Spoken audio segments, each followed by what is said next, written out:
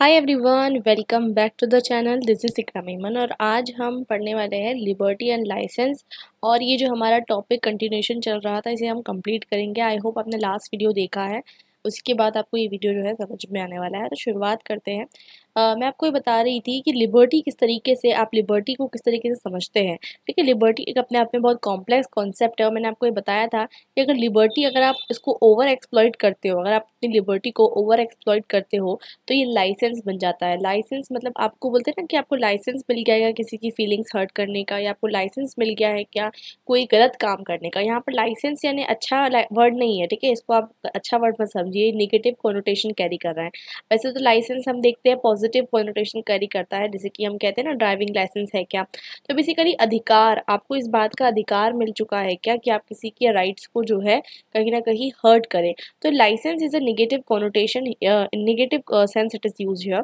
तो अब बात करते हैं कि लिबर्टी जो है, लिबर्टी को हम किस तरीके से डिफाइन करते हैं। अक्सर हम लिबर्टी को डिफाइन करते हैं एज एब्सेंस ऑफ कंस्ट्रेंट्स। किसी भी इंडिविजुअल पे कोई भी एक्शन करने पे, अगर आपको कोई भी काम करना है और आपको कोई भी काम करने से कोई भी इंसान नहीं रोकना चाहिए, ये पर्टिकुलर जो है लिबर्टी का कॉन्सेप्ट होता है। लेकिन इस लिबर्टी को बाद में स्कॉलर्स ने नेगेटिव लिबर्टी की तरह कैटेगराइज किया। इसाइया बर्लिन का जो ऐसे था, मैंने आपको शायद लास्ट वीडियो में ऑन लिबर्टी बताया था उनका ऐसे का नाम, उन मैंने I just mistook it. It was two concepts of liberty, ठीक है, two concepts of liberty. On liberty उनकी बुक नहीं है, टू कॉन्सेप्ट्स ऑफ लिबर्टी उनकी बुक है। So basically two concepts of liberty में उन्होंने बताया था कि पॉजिटिव लिबर्टी क्या होती है और नेगेटिव लिबर्टी क्या होती है। सो बेसिक आइडिया इज दैट कि ये जो लिबर्टी है जिसमें कोई भी तरीके का रिस्ट्रेन ना हो, इसको उन्होंने क्या बताया था, इसको उन्होंने बताया था नेगेटिव लिबर्टी। और अगर इस पर कोई तरीके का रेस्ट्रिक्शन हो तो ये क्या है, पॉजिटिव लिबर्टी है। तो इसी से हम समझने वाले हैं। देखिए, अगर इस तरीके का लाइसेंस आप एक्सप्लॉइट करते हैं, अगर आप लाइसेंस को यूज़ करते हैं, तो सोसाइटी में कोई भी अपनी लिबर्टी को एंजॉय नहीं कर पाएगा। ये एक बहुत ही डेंजरस सिचुएशन है, जिसे हम मत्स्य न्याय कहते हैं, या फिर हम इसे कहते हैं कि कहीं ना कहीं हम कहते हैं एनार्की। यानी कि जो स्ट्रॉन्गर रहेगा उसकी लिबर्टी चलेगी। अगर आप स्ट्रॉन्गर है तो आप किसी वीकर को सप्रेस कर देंगे, लेकिन आपसे भी ज़्यादा कोई ना कोई स्ट्रॉन्गर तो होगा। तो बेसिकली जो आपसे ज़्यादा स्ट्रॉन्गर होगा वो आकर आपको जो है कहीं ना कहीं नुकसान पहुंचाएगा। तो यही मतलब होता है, जैसे कि जंगल राज जिसे हम कहते हैं। जंगल में अगर समझ लीजिए वॉफ है, वॉफ आपको पता है, या फिर शेर ले लीजिए कोई भी। तो शेर है और इनोसेंट शीप है, ठीक है। तो शीप का राज चलेगा कि शेर का, ऑफ कोर्स ही बात है कि शेर का राज चलेगा। शेर जो है वो क्या है, किंग है। सो बेसिक आइडिया इज दैट कि यहाँ पर हमें समझ में आता है कि जो स्ट्रॉन्गर है उसका राज चलेगा, और वो क्या करेगा, मतलब liberty of the wolf would amount to the death of innocent sheep.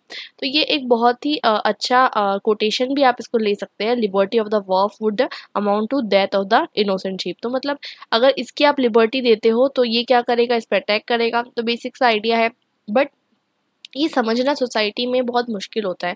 देखिए, हम क्या कोशिश करते हैं एज एन इंडिविजुअल, कभी भी हम क्या कोशिश करते हैं, हम दूसरों के बारे में नहीं सोचते, ठीक है। इसलिए आपको ये चैप्टर दिया गया है और ये बताने की कोशिश की जा रही है कि क्या प्रॉब्लम्स आ सकती है सोसाइटी में लिबर्टी से कंसर्न।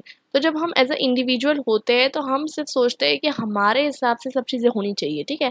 हमारे हिसाब से कॉलेज होना चाहिए, हमारे हिसाब से टीचर्स होने चाहिए, हमारे हिसाब से असाइनमेंट्स होने चाहिए, हमारे हिसाब से जो है इवेल्युएशन होना चाहिए, ठीक है। ऐसा सोचते हैं हम खुद सोचते रहते हैं कि ये होना चाहिए, वो होना चाहिए। बट ये जो आपकी लिबर्टी है, ये दूसरे की लिबर्टी को कहाँ तक के नुकसान पहुंचा रही है, इस चीज़ के बारे में हम नहीं सोचते, ठीक है। तो इसे ही हम मत्स्य न्याय कहते हैं, जहाँ पर लार्जर फिश जो है स्मॉलर फिश को जो है वो खा लेगी, और एक और कोई बड़ी फिश आएगी फिर उसको खा लेगी। तो ये चलते रहेगा। तो ये लिबर्टी जो है जब लाइसेंस बन जाती है, तो लाइसेंस बन जाती है, इट मीन्स दैट कि कोई भी पर्सन अपनी लिबर्टी को एक्सेसिवली यूज़ करता है, और इस वजह से जो है दूसरे की लिबर्टी को वो नुकसान पहुंचाता है। यही बताया गया है कि अगर एक थीफ है, एक चोर है, उसकी लिबर्टी है, वो कहेगा मेरी तो लिबर्टी है चुराना, मेरा काम है, ये तो पेशा है। तो अगर उसको ये लिबर्टी दे दी जाए तो ये किसी की भी प्रॉपर्टी के लिए थ्रेट बन जाएगा। अगर एक ड्राइवर को फ्रीडम दे दी जाए कि भाई आप किसी भी स्पीड पे गाड़ी चलाइए, 120 150, कोई लिमिट ही नहीं है। तो क्या होगा, लाइफ एंड लिबर्टी दूसरों की क्या होगी, डेंजर में आ जाएगी जो भी उस रोड पे रहेंगे। तो इट इज़ ऑफ कोर्स अपने आप में एक सेल्फ कॉन्ट्राडिकेटरी टर्म है, ये सेल्फ कॉन्ट्राडिकेटरी टर्म है। इट मीन्स दैट कि आपको ये समझ में आ रहा होगा कि अगर लिबर्टी को हम इतना एक्सेसिवली किसी को दे देंगे कि वो उसको लाइसेंस की तरह यूज़ करे, तो ये जो है लिबर्टी के कॉन्सेप्ट को ही जो है कॉन्ट्राडिकेट कर रहा है। समझ में आ रही है आपके बात? सो अब ये तो हमें समझ में आ गया कि किसी भी पर्सन के लिए, किसी भी ग्रुप ऑफ पीपल के लिए फ्रीडम जो है एक लाइसेंस नहीं बनना चाहिए जिससे वो पूरी सोसाइटी के फ्रीडम को कहीं ना कहीं एक्सप्लॉइट कर सके हैं। तो ये तो हमें समझ में आ गया। इसको रेगुलेट करने के लिए कौन रहेगा, स्टेट भी जो है इसको रेगुलेट करेगा। और बेसिक आइडिया इज दैट इसके बारे में, जैसे कि इसे जो है पॉजिटिव कॉन्सेप्ट ऑफ लिबर्टी भी कहते हैं। मैं आपको एक चीज़ समझाती हूँ। जैसे कि अर्लियर स्कॉलर्स जो थे, ठीक है, अर्लियर स्कॉलर्स में आप देखिए हॉब्स, ठीक है, लॉक, ठीक है, J.S. मिल, ठीक है, these were the supporters of a negative conception of liberty, ठीक है। अब बाद में आते हैं L.T. हॉबहाउस, ठीक है, अर्नेस्ट बॉर्कर, ठीक है, और उसके बाद आता है T.H. ग्रीन। ये सब जो होते हैं, ये सब किसको सपोर्ट करते हैं, पॉजिटिव कंसेप्शन ऑफ लिबर्टी को। तो इनका जो एक स्टेटमेंट है वो ये है, the Uncharted freedom of one would be the conditional servitude of all, but one and conversely a freedom to be enjoyed by all must impose some restraint upon all। इससे क्या समझते हैं आप? इसे ये समझना है कि अगर आप एक इंसान को भी अगर आप ये फ्रीडम दे दें कि उस पर कोई भी तरीके का रेस्ट्रिक्शन नहीं है, तो सारे जितने भी लोग रहेंगे ना वो सर्विट्यूड में चले जाएंगे, ठीक है, सेवा में चले जाएंगे। इट वुड बी मतलब सबको जो है सेवा, मतलब सबको एक कहीं ना कहीं बाउंडेड हो जाएंगे। लेकिन अगर आप सबकी थोड़ी थोड़ी लिबर्टी को कंस्ट्रेन कर लेते हैं तो इससे क्या होगा, सबको अपनी अपनी लिबर्टी जो है इंजॉय कर सकते हैं। मैं आपको एक बहुत प्यारा स्टेटमेंट है उससे समझाती हूँ, आपको बहुत अच्छे समझ में आएगा। जिसे हम कहते हैं इक्वल लिबर्टी फॉर ऑल, यानी कि सबकी लिबर्टी जो है वो इक्वल होनी चाहिए। वैसे ही अर्नेस्ट बार्कर भी समझाते हैं। अर्नेस्ट बार्कर कहते हैं the need for liberty for each, ठीक है, for each is necessarily qualified and conditioned bye the need of liberty for all. It means that कि हर इंसान को, हर इंसान की लिबर्टी, हर इंसान को उतनी ही लिबर्टी मिलने वाली है जितनी दूसरी इंसान को लिबर्टी मिलने वाली है। इसे हम एक और तरीके से कहते हैं कि हर इंसान की liberty is respect to another person liberty, ठीक है। ये भी एक कॉन्सेप्ट है जिसको हम रिलेटिव लिबर्टी का कॉन्सेप्ट कहते हैं, ठीक है।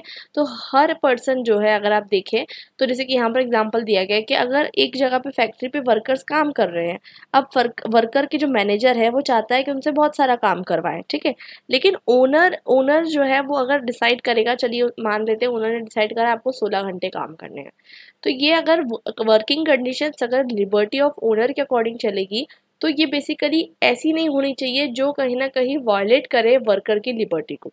सो it must be adjusted to the liberty of worker to do his work under such condition as leave him still a free agent and give him also a share in the determination of the conditions of work। Simple सी बात है कि ये कहने का मतलब ये है कि जो वर्कर काम कर रहा है उसे भी अपने आप में फ्री रहने का टाइम मिले, इतना उसको जो है टाइम मिलना चाहिए। अगर आपको कहा गया कि आपको 16 घंटे कॉलेज अटेंड करना है, आप करेंगे? नहीं करेंगे, ठीक है, क्लास बंक कर देंगे, ठीक है। 16 घंटे तो छोड़िए, 8 घंटे भी आप मुश्किल से क्लासेस नहीं अटेंड करते हैं दिन भर में, ठीक है। तो कहने का मतलब ये है कि यहाँ पर हमें देखने को मिलता है कि लिबर्टी जो है ओनर की वो रिलेटिव है to the liberty of the worker. So this liberty must be adjusted, ठीक है, this liberty must be adjusted, और इसे ही हम रिलेटिव लिबर्टी कहते हैं। और इसे हम कहते हैं कि liberty of each is thus related to that of other, ठीक है, relative of each is related to that of other और it must be adjusted to that of other. मतलब सामने वाले की लिबर्टी को देख के ही आप जो है कोई भी स्टेप उठा सकते हैं। अच्छा, एक और चीज़ है, एक बहुत ही इंपॉर्टेंट चीज़ है, बहुत ही इंपॉर्टेंट कॉन्सेप्ट है।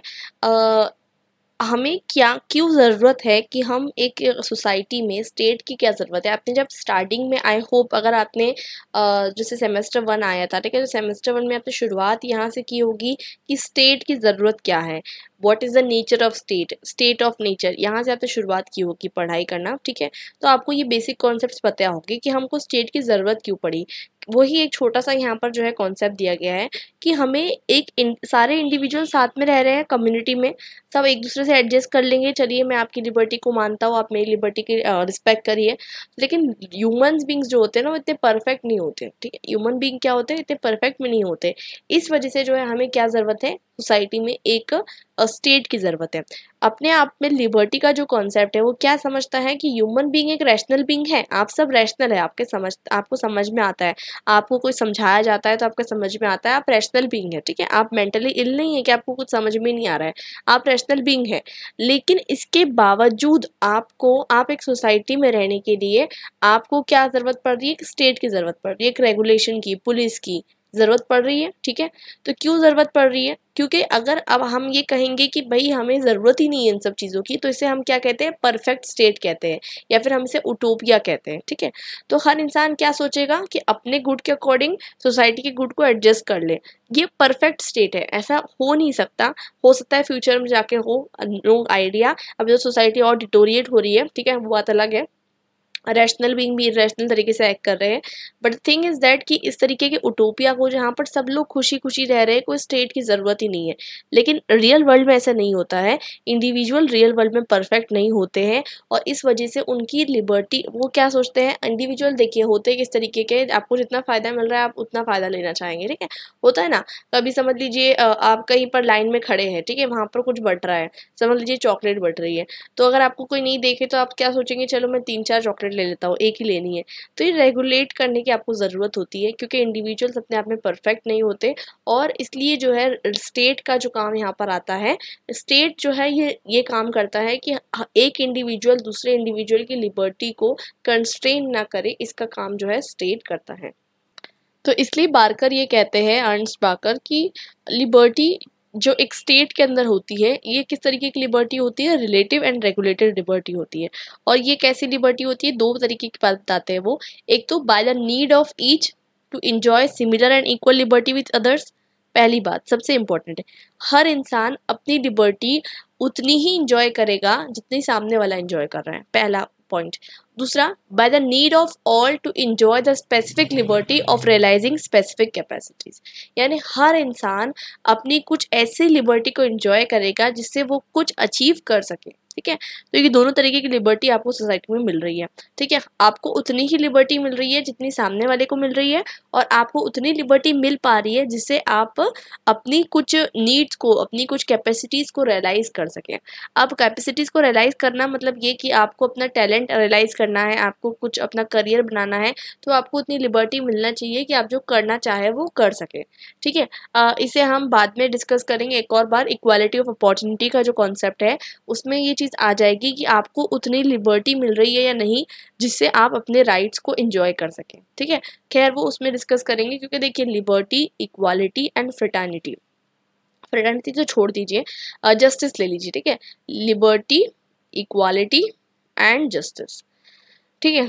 तो बेसिक आइडिया इज दिस कि दीज थ्री आर इंटरवूवन है। ये ऐसा नहीं है कि दे लाई इन सेपरेशन या isolation, it is not like that, they are not in isolation. ये तीनों आपस में जुड़े हुए हैं, ठीक है, और इनको अलग अलग पढ़ना इज़ वेरी डिफिकल्ट, ठीक है। तो लिबर्टी के साथ इक्वालिटी का भी कॉन्सेप्ट आ जाएगा। अब आ गया ना यहाँ पर इक्वालिटी, मतलब ये कि अगर आपको कम लिबर्टी दी गई है और सामने वाले को ज़्यादा लिबर्टी दे दी गई है तो ये इनइक्वालिटी हो जाएगी, ठीक है।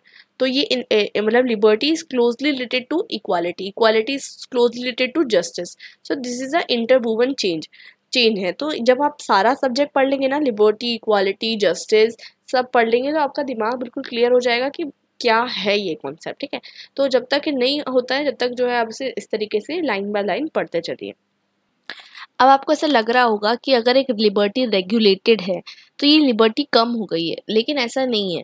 अकॉर्डिंग टू बार्कर एक रेगुलेटेड लिबर्टी एब्सोल्यूट लिबर्टी से भी ज़्यादा है, क्योंकि एब्सोल्यूट लिबर्टी तो अगर आपने एब्सोल्यूट लिबर्टी दे दी तो कोई भी अपनी लिबर्टी अच्छे से एंजॉय नहीं कर पाएगा, और अगर कोई भी तरीके की लिबर्टी एक्चुअल सेंस में एग्जिस्ट कर सकती है तो वो सिर्फ और सिर्फ एक रेगुलेटेड लिबर्टी ही एग्जिस्ट कर सकती है।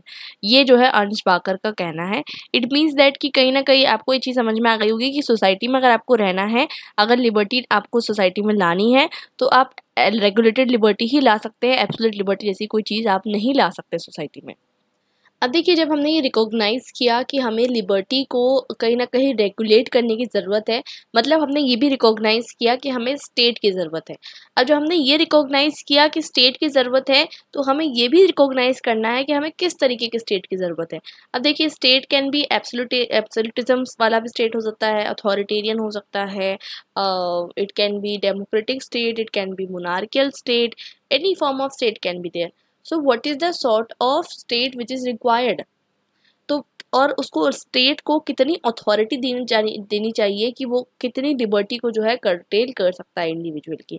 तो जैसे कि मैंने आपको पहले ही स्टार्टिंग में इंट्रोडक्शन में बता दिया था कि लिबर्टी को आप समझिए सेंट्रल वैल्यू है। अगर एक्सेस लिबर्टी हो जाती है तो लाइसेंस बन जाएगी, मैंने आपको सिंपल सी भाषा में समझाया था। और अगर ज़्यादातर आप उसको कर्टेल कर दें, मतलब स्टेट को आपने बहुत पावर दे दी। मैंने आपको स्टार्टिंग में बताया था, नॉर्थ कोरिया को इमेजिन करिए, जहाँ पर आप स्टेट जैसे कि समझ लीजिए हेयर स्टाइल्स भी जो होती है वो भी आप लिमिटेड करवा सकते हैं। सोचिए, उस पे भी बैन है कि आप किस तरीके के कपड़े पहन सकते हैं। किसी दिन आपको स्माइल करना अलाउड नहीं है कि आप इस दिन स्माइल नहीं कर सकते, किसी की कोई किंग की डेथ एनिवर्सरी हो। तो बेसिक आइडिया इज़ दैट कि ये जो आइडिया है, दिस आइडिया, तो कहीं ना कहीं ये जो आइडिया है अगर हम देखें तो ये क्या है, ये अथॉरिटी का गलत इस्तेमाल है इन शॉर्ट। ठीक है, तो जैसे अगर आप इंडिविजुअल को एक्सेस पावर नहीं दे सकते, एब्सोल्यूट मतलब एब्सोल्यूट पावर नहीं दे सकते कि वो अपनी लिबर्टी को एब्सोल्युटली एंजॉय कर सके, वैसे आप स्टेट को भी एब्सोल्यूट पावर नहीं दे सकते कि वो आपके ऊपर एब्सोल्यूट अथॉरिटी लगाए। आई होप इट इज़ क्लियर। और आप देखेंगे कि जितने भी कॉन्स्टेंट्स होते हैं ना, जितने भी ज़्यादा डिबेट्स होते रहते हैं, अगर आप न्यूज़पेपर उठा के देख लीजिए तो ये दोनों के बीच में ही होते हैं, स्टेट की लिबर्टी और इंडिविजुअल की लिबर्टी। अब देखिए, स्टेट की लिबर्टी है प्रिवेंटिव डिटेंशन की। अब कुछ स्टूडेंट्स अगर प्रोटेस्ट कर रहे हैं, अगर आपको पता होगा सीए एनआरसी के अंदर कुछ स्टूडेंट प्रोटेस्ट कर रहे थे, एंड प्रिवेंटिव डिटेंशन के अंदर ये ऐसा लॉ होता है कि आप 3 मंथ्स तक उन्हें जो है अरेस्ट करके रख सकते हो, लेकिन उसको एक्सटेंड भी कर सकते हैं इन सर्टेन सर्कमस्टेंसेस। अब स्टेट अपनी लिबर्टी को क्या करेगा, एक्सप्लॉइट करेगा, कहीं ना कहीं गलत तरीके से इस्तेमाल करेगा। There are students who are behind the bar from last 3 years, ठीक है, और उनको अभी तक छोड़ा नहीं गया है। तो ये एक एग्जाम्पल है किस तरीके से आपको समझना है। आप इमरजेंसी का टाइम देख लीजिए, ठीक है। मैं भी आपको रिसेंट एग्जाम्पल इसलिए दे रही हूँ क्योंकि रिसेंट एग्जाम्पल आपको समझने की ज़रूरत है। वैसे अगर आप पीछे जाएंगे इमरजेंसी का टाइम, वो तो आपका बेस्ट एग्जाम्पल हो सकता है कि किस तरीके से स्टेट अपनी एक्सेसिव अथॉरिटी को यूज़ करके एक्सेस कर सकता है। मतलब वो ये कर सकता है, जैसे आप कह रहे हैं ना कि इंडिविजुअल परफेक्ट नहीं है, तो वैसे ही यही इम्परफेक्ट इंडिविजुअल मिलके स्टेट बनाते हैं। तो स्टेट कैसे परफेक्ट हो सकता है? तो स्टेट को ऊपर भी हमें कुछ तरीके का कंट्रोल करना है। और फिर हम इसलिए आजकल क्या पढ़ते हैं, आपका दूसरा सब्जेक्ट क्या है, constitutional government. It means that कि government works within the framework of constitution so that it does not excess, ठीक है, वो अपने आप के जितनी भी चीज़ें हैं उसको एक्सेस ना करे, अपने लिमिट में रहे, अपने दायरे में रहे, ठीक है, उसको जो करना है वो ना करें, ठीक है। Still there are some loopholes, क्योंकि कॉन्स्टिट्यूशन भी किसने बनाया है, इंसानों ने बनाया है, ठीक है, ऊपर से तो आया नहीं था कॉन्स्टिट्यूशन। तो कॉन्स्टिट्यूशन में भी देयर आर लूप होल्स, ठीक है, जिसको कहीं ना कहीं लोग एक्सप्लॉइट करते रहते हैं, ठीक है। तो खैर वो बात अलग है। यहाँ पर हमें समझना है कि अथॉरिटी अक्सर स्टेट की अथॉरिटी और इंडिविजुअल की लिबर्टी में जो है कहीं ना कहीं टेंशन बना रहता है। जैसे कि अगर आप देखेंगे सेडेशन लॉ, ठीक है, one of the most discussed, debated section 124A। तो ये जो है sedition law is one of the thing जिससे स्टेट जो है कहीं ना कहीं इंडिविजुअल की लिबर्टी को गलत तरीके से भी कंस्ट्रेन कर सकता है। अपोजिशन पार्टी वाला कुछ कहे तो उसे आप अंदर डाल सकते हो, ठीक है। सिमिलरली न्यूज़ रिपोर्टर्स, मीडिया, जिसे हम वॉच डॉग ऑफ डेमोक्रेसी कहते हैं, अगर इंडिविजुअल, वो कोई भी इंडिविजुअल है, वो स्टेट के खिलाफ कुछ बोलना चाहता है, तो मैं आपको इन जनरल बता रही हूँ, ठीक है, इट इज़ नॉट पॉलिटिकल, ठीक है, इट इज़ नॉट पॉलिटिकल, क्योंकि we can not make political statements over here, ठीक है।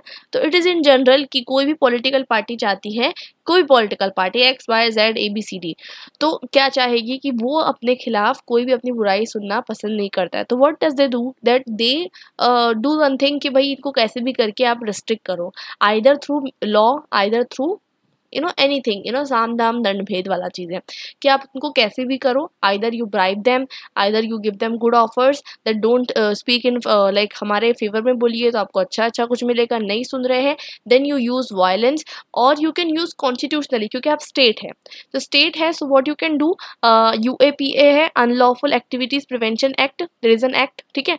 तो अभी रिसेंटली बहुत सारे जो रिपोर्टर्स हैं उनको अरेस्ट किया गया under unlawful activities prevention act, ठीक है। So what does it shows कि आप जब स्टेट है तो आप कुछ भी कर सकते हैं, because you have law in your hand, power in your hand, and you can use it positively or negatively. So these are the contemporary examples, and the reason I'm giving you this example is that you need to be aware about what's happening in society. And this political theory is not only about कि आपने पढ़ लिया and आपने रख दिया and it's done and you are giving it the examination. If you want to do that, आप जाइए, आप इतना मेरा वीडियो भी मत सुनिए, you just go and study from the solved material. आपको मैंने शेयर कर दिया है, आपको ज़रूरत ही नहीं है इतना पढ़ने की, आप एग्ज़ाम से पहले पढ़ लीजिएगा और जाकर एग्ज़ाम दे दीजिएगा, ठीक है, if you are doing it only for the marks. लेकिन अगर आपको एक सेंसिबल ह्यूमन बनना है जो सोसाइटी में एग्जिस्ट करता है और जिसको अपने आसपास होने वाली चीज़ों को समझना है, जानना है और रिएक्ट करना है, और पॉजिटिवली किस तरीके से सोसाइटी में पार्टिसिपेट करना है वो जानना है, तो उसके लिए आप जो है ये चीज़ समझ सकते हैं. तो यही मेरे कहने का मतलब ये है कि यही चीज़ जो है बहुत ज़्यादा टसल जो है हमेशा चलते रहता है इंडिविजुअल के बीच में और स्टेट के बीच में. अगर आज आपको कोई स्टेट की पॉलिसी अच्छी नहीं लग रही है, आप उसको क्रिटिसाइज़ करना चाहते हैं, ठीक है, अगर आप उसको क्रिटिसाइज़ करना चाहते हैं और अगर आप उसके लिए कोई भी सोशल मीडिया का मीन्स यूज़ करते हैं, हो सकता है स्टेट आपके ऊपर कर्टेन लगाए, ठीक है, आपको कर्टेल करे, आपके ऊपर रिस्ट्रिक्शंस लगाए. इस तरीके से चीज़ें जो है स्टेट जो है वो करता है. तो I hope it is very clear to you. Now there are different scholars, different theorists, different thinkers जिसका कहना है कि स्टेट को ज़्यादा लिमिट करना चाहिए या इंडिविजुअल को लिमिट करना चाहिए. तो डी रैफेल बताते हैं that political theorist recognise that there should be a balance. Definitely there should be a balance, ठीक है, definitely there should be a balance between state authority and the individual liberty, ठीक है. So according to like Hobbes, एक scholar है, आपने पढ़ा भी होगा कि अकॉर्डिंग टू हिम अगर स्टेट की अथॉरिटी ज़्यादा भी हो जाए तो कोई दिक्कत वाली बात नहीं है, because it is better than anarchy, ठीक है. मतलब अनार्की की सिचुएशन उनके लिए इतनी ख़राब है. अनार्की इज़ द, उन्होंने बताया भी है, it is the like beast and all, and आपको सब आपने पढ़ा होगा. इट इज़ द, मतलब ये बताने की कोशिश कर रहे हैं कि अनार्की इतना ख़राब है कि it is better to have excessive state, but anarchy की सिचुएशन में आपको फिर से वापस रिटर्न नहीं होना चाहिए. On the other hand, there are thinkers like J.S. Mill and Locke who believes कि स्टेट की अथॉरिटी लिमिट होनी चाहिए, बिकॉज जितना हो सके इंडिविजुअल को लिबर्टी देनी चाहिए, otherwise state would become a tyrant, ठीक है. So that is the balance which you require.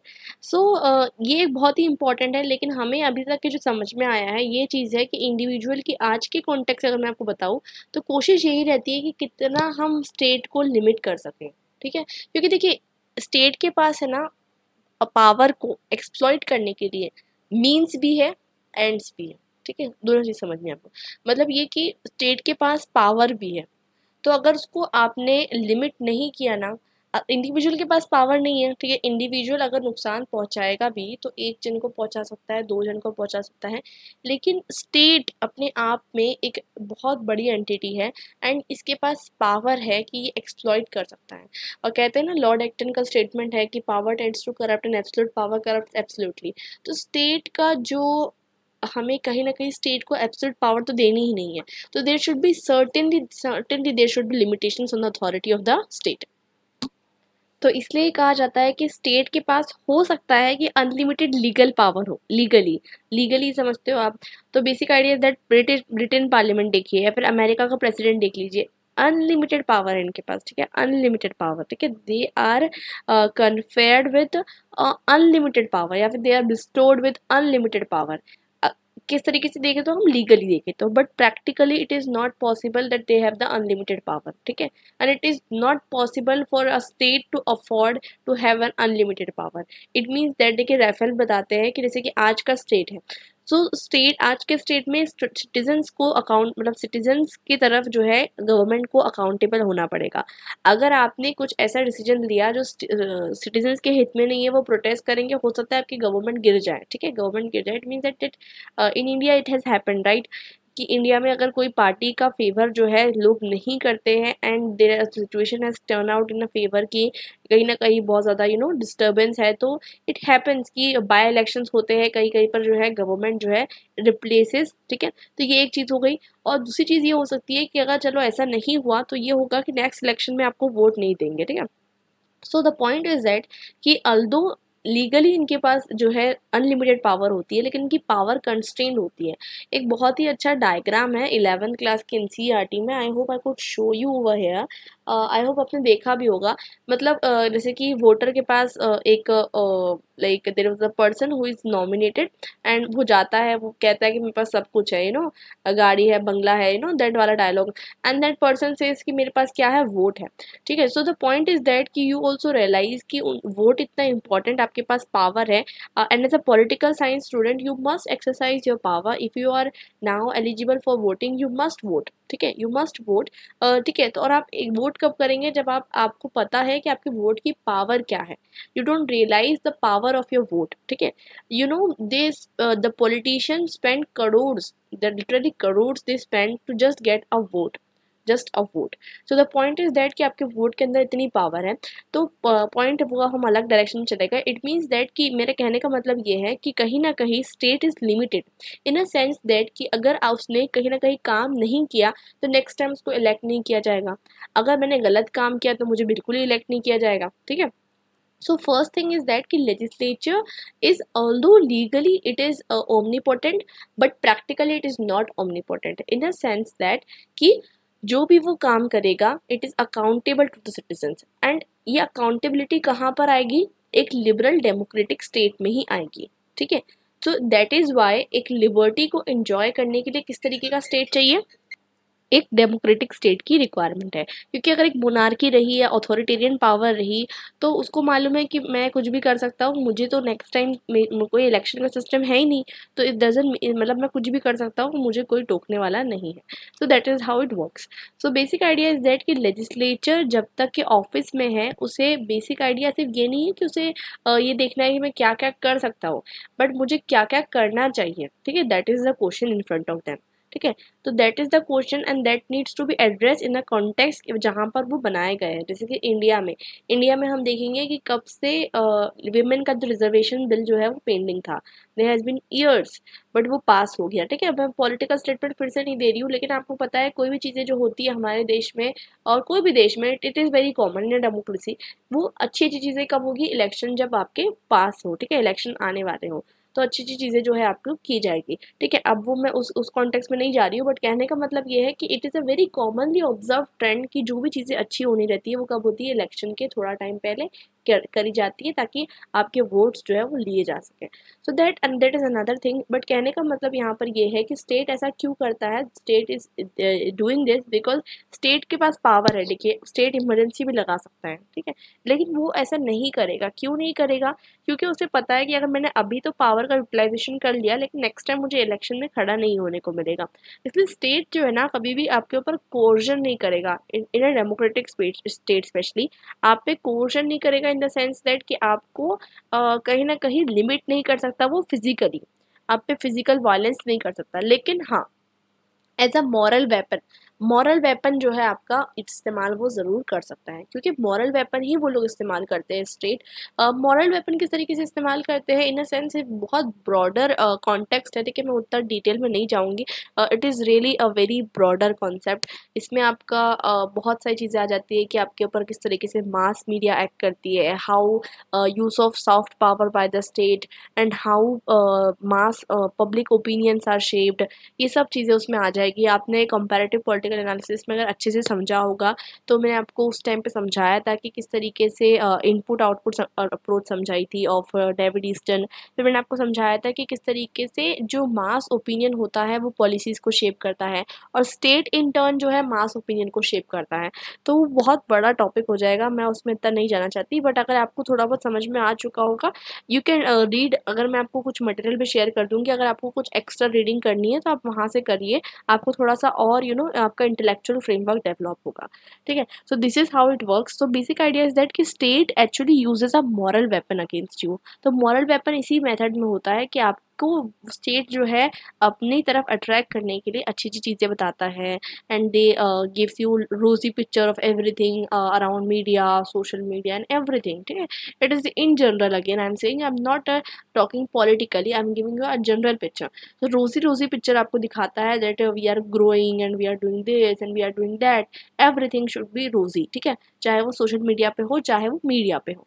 So why does it do that? Because आपके वोट उनके लिए मैटर करते हैं, और वो आपको डरा धमका के वोट नहीं दे सकते कि भाई डरा धमका के हम आपको डरा रहे धमका रहे, बट इट इज़ आइडियोलॉजिकल जो पावर होती है, इट इज़ मोर डेंजरस, ठीक है, इट इज़ मोर डेंजरस।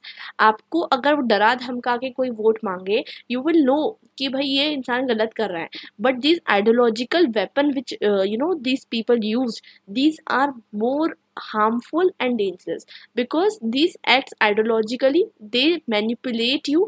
अगर आपको इसका कॉन्सेप्ट समझना है तो आप कंसेंट का जो कॉन्सेप्ट है ना, डोमिनेंस एंड हेजेमनी का जो कॉन्सेप्ट है ऑफ एंटोनियो ग्राम्स्की, वो आप पढ़ सकते हैं। तो बेसिक आइडिया इज दैट कि आपको डरा धमका के वोट नहीं लिए जाते हैं, आपको मैनिपुलेट करके वोट लिए जाते हैं। तो ये मैनिपुलेशन जो प्रोसेस है ना, this is really very dangerous and it is the dangerous weapon ever, क्योंकि इसमें आपसे जो चीज़ें रियलिटी है उससे छुपा ली जाती है, ठीक है, और आपको जो है रोजी पिक्चर दिखाई जाती है, आपके दिमाग पे जो है मैनिपुलेशन किया जाता है इतने हद तक के कि अच्छा जो इंसान सेंसिबल है बहुत हद तक के अगर, तो वो हो सकता है कि मैनिपुलेट इतना ज़्यादा ना हो, लेकिन जो इतना ज़्यादा सेंसिबल नहीं है वो क्या होगा, ईजिली मैनिपुलेट हो जाएगा, to be very honest on this part. Because the thing is that कि एक सेंसिबल पर्सन, जैसे मैंने अभी आपको बता दिया तो आपको पता है, अब आप मैनिपुलेट नहीं होंगे। लेकिन अगर आपको किसी ने नहीं बताया होता है, ठीक है, आपको सावधानी नहीं दी होती, जैसे कि कोई आपसे चोर है, ठीक है, वो कोई चोरी करने आया है, आपको पता है कि ये चोरी करने आया है, तो आप सावधान हैं। अब आप क्या है, सावधान है, लेकिन हो सकता है कि आप सावधान हो उसके बावजूद जो है ये सॉफ्ट पावर इस तरीके से एक्ट करती है, in terms of magazines, in terms of radio, in terms of movies, in terms of news, ये आपके ऊपर इस तरीके से एक्ट करती है कि आप जो है इस सबको जो है सच मान लेते हैं, ठीक है। खैर वो मैं अगेन बहुत बड़ा कॉन्सेप्ट है, एंटोनियो ग्राम्स्की का जो कॉन्सेंट का कॉन्सेप्ट है वो इस तरीके से है कि किस तरीके से आपको स्टेट डिफरेंट इंस्टीट्यूशन से वो करवाने की कोशिश करता है, वो आपको बताने की कोशिश करता है जो स्टेट की आइडियोलॉजी है। स्टेट की आइडियोलॉजी आपको अच्छी अच्छी बताई जाती है, ठीक है। क्यों करता है ये सब? लेजिटिमेसी के लिए, क्योंकि लेजिटिमेसी स्टेट को कौन देने वाला है, लोग ही देने वाले हैं, ठीक है। स्टेट को हमने ही कॉन्स्टिट्यूट किया है, ठीक है। तो स्टेट जब तक हम उनको लेजिटिमेसी नहीं देंगे स्टेट को कि आप आइए आप बनिए, ठीक है, वो नहीं बन सकता। इसलिए दैट इज़ अ थिंग कि स्टेट को लेजिटिमेसी देने वाले लोग हैं, और यही चीज़ हमें समझनी है कि it is the people, the power it is in our hand, ठीक है। और स्टेट इसलिए क्या करता है, कभी भी मैंने आपको जैसे बताया ना, will rarely use the force, rarely force का यूज करेगा, लेकिन लेजिटिमेसी गेन करने के लिए वो क्या यूज करेगा, सॉफ्ट पावर का यूज करेगा, mostly it will use the soft power. So that is how it works. अगर कोई स्टेट ऐसा है जहाँ पर लोगों को लग रहा है कि यहाँ की मिलिट्री अच्छी नहीं है, यहाँ का कोर्ट अनफेयर है, पुलिस ब्रूटल है, अगर समझ लीजिए अभी आप इमेजिन करिए अपने आप को, अगर आपको ऐसा लगने लग गया, अभी आपको कानून पे भरोसा है, ठीक है, आपको अभी जस्टिस पे भरोसा है, आप कह सकते हैं भारतीय न्याय जो है उस पर आपको भरोसा है, इंडियन जुडिशियल सिस्टम पे आपको भरोसा है, तो आप अगर कुछ होता है आपके साथ, कुछ भी आपके साथ गलत होता है, तो you will approach the court. अगर इन केस ये भरोसा आपका उठ गया, आपका पुलिस पे से भरोसा उठ गया, आपका मिलिट्री पे भरोसा उठ गया, तो इमेजिन करिए वो सिचुएशन, वो एनार्की, वो केओस वाली सिचुएशन। और सिर्फ आपका अकेले की बात नहीं हो रही है यहाँ पर, in general what does it mean is that कि पब्लिक का भरोसा स्टेट के अपैरेटस से उठ चुका है। So what will happen, overthrow होगा, डेफिनेटली ओवरथ्रो होगा, और ये स्टेट के लिए बहुत ज़्यादा जो है नुकसानदायक होने वाला है। So that is how it works. तो स्टेट हमेशा सोचता है कि मैं किस तरीके से लोगों को अपना मॉरल ऑब्लिगेशन, मॉरली ऑब्लाइज कराऊँ, ना कि उन्हें जो है फिजिकली वो आपको मजबूर नहीं करेगा, आपको मॉरली जो है वो आपको ऑब्लाइज कराने की कोशिश करने वाला है। So I hope it is very clear to you. And देखिए यहाँ पर मैं आपको बता दूँ, फ्रीडम दो तरीके से है, as a human quality, as a human condition, ठीक है। अब ह्यूमन कंडीशन में बात करते हैं, और ह्यूमन कंडीशन जो ह्यूमन क्वालिटी, देखिए फ्रीडम, हम जब पैदा होते हैं, ठीक है, तब से हम लोग फ्री है, ये हमारी ह्यूमन क्वालिटी, हम फ्री हैं, हम हमारे हाथों पे कोई रस्सी नहीं थी, हम लोग जब पैदा हुए हम लोग फ्री हैं, right. It is a human quality to be free. Just like it is not only human quality, आप कह सकते हैं एनिमल्स की क्वालिटी है to be free, they are also very free, so it is a human quality, but apart from it as a human condition. सो अभी जो हम मॉडर्न स्टेट में रह रहे हैं, तो ये मॉडर्न स्टेट में जो हम फ्री है इसे हम लिबर्टी कहेंगे, ठीक है। और लिबर्टी के भी हमने दो टाइप्स पढ़ लिए, एक है पॉजिटिव लिबर्टी, एक है negative liberty. So negative liberty is absence of restraint and positive liberty is provision of real choice and removal of existing constraints. So this is a very positive concept। अभी हम आगे समझेंगे ना, आपको समझ में आ जाएगा, इक्वालिटी ऑफ अपॉर्चुनिटी में भी डिस्कस करेंगे इस आइडिया को। सो आई होप आपको मैंने यहाँ तक जो समझाया है आपको क्रिस्टल क्लियर है। अगर नहीं समझ में आया, you can go back to the video and watch it again. Now will meet in the next video and will discuss more about it, the various notions of liberty. तो मिलते हैं हमारे नेक्स्ट वीडियो में। Till then bye and happy learning.